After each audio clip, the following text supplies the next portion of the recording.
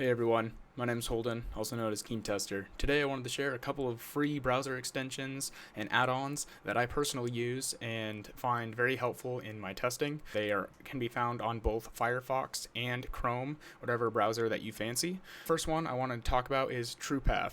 So TruePath dynamically generates your relative XPath on right-click on any web page and displays the XPath as a menu items. TruePath also generates XPaths using text value and can create XPaths in iframes or frames, and it also shows the iframe and the iframe URL so that the user can quickly identify that from which iframe or frame the XPath is generated. It also supports the page objects for XPath format or at find by. TruePath also can be used with Selenium Page Object Locator or Serenity Page Object Locator. With DevTool supports, also users can customize and the generated XPaths into groups and based on ID, href, source, class, name, title, or index. So we're going to go ahead and dive right into that. So TruePath on the Google Chrome store. The link will be in the description below for all of these, but here it is on Google Chrome. Simply add it to your browser. For Firefox, you can only get with Firefox here, and by clicking that button you can install it. And let's go ahead and check this out. So on this search bar here, just for example, we'll right click and we can see a relative XPath. We can hover over this and we can see the different options that it provides us with for this locator web element. And also there's this huge list here that you can utilize as well.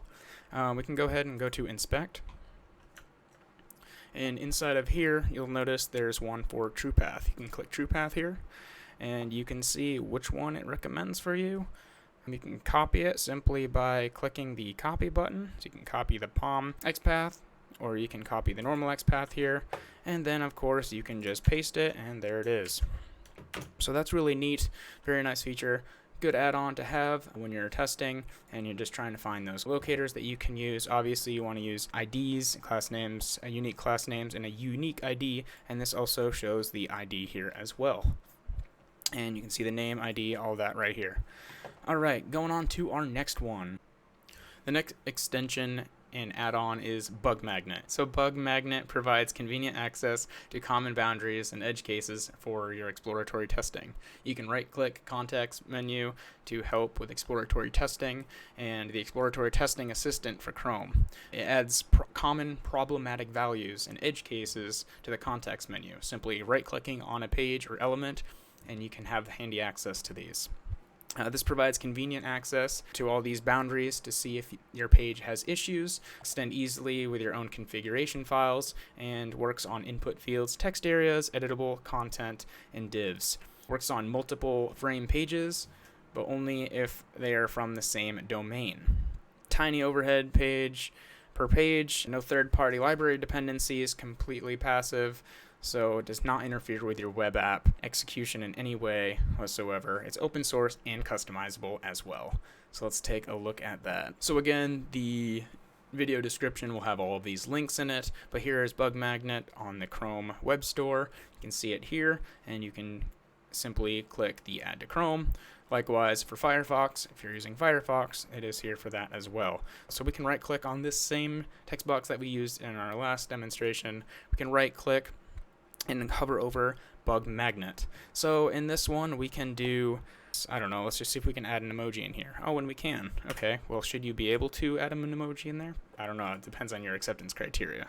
But this is just an example. We can see how many characters that this can allow. So let's see here. Let's do broken HTML. Okay, that's fine there. There's just a ton of different things here. We can do multiple digits, numbers, long numbers.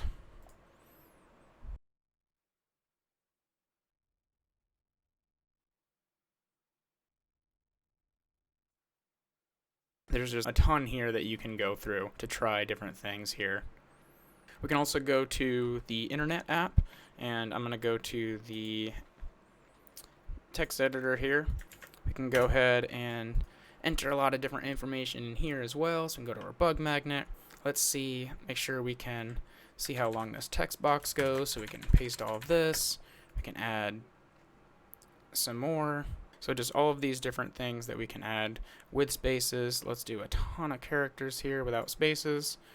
And that seems okay. And then of course, like we showed in our previous video on testing in Google Chrome part 1, you obviously want to check your responsiveness. So let's go ahead and go to our mobile device simulator here and go to iPhone, and we can see that it looks legit.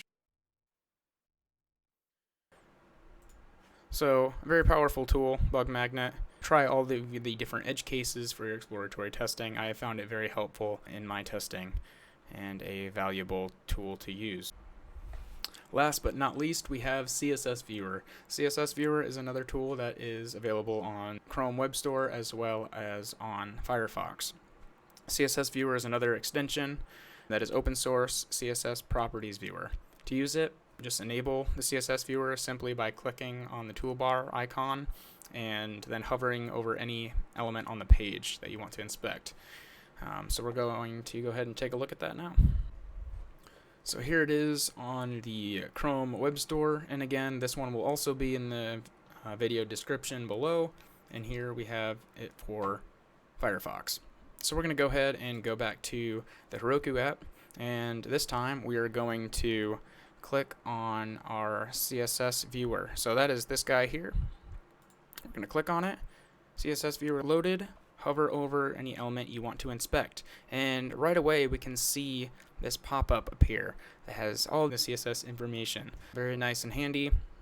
We can hover over any of these and we can see button, see the type, positioning, the information, the colors, all the CSS properties just on hover, which is very, very convenient.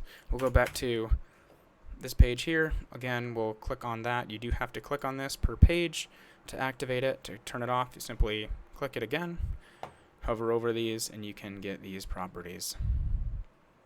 So you can freeze and unfreeze, so I just hit F to freeze.